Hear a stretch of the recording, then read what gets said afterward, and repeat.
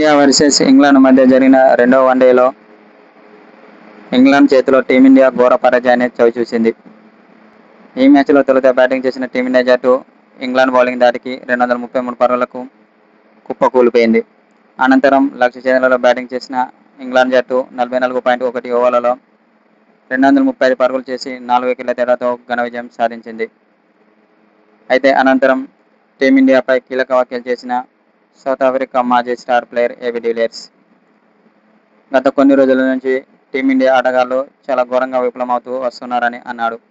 Batting పరంగా, bowling పరంగా చాలా ఘోరంగా విఫలమవుతూ వస్తుందని ఏబీ డివిలియర్స్ అన్నాడు. ఇలా అయితే మాత్రం రాబోయే వరల్డ్ కప్లో టీమిండియా గెలవడం చాలా కష్టమే అని అన్నాడు. మొన్న జరిగిన ఐర్లాండ్ సిరీస్లో టీమిండియా చిత్తుగా ఓడిపోయిందని అన్నాడు. అలాగే నిన్న జరిగిన వన్డే మ్యాచ్లో కూడా చాలా ఘోరంగా ఓడిపోయిందని ఏబీ డివిలియర్స్ అన్నాడు.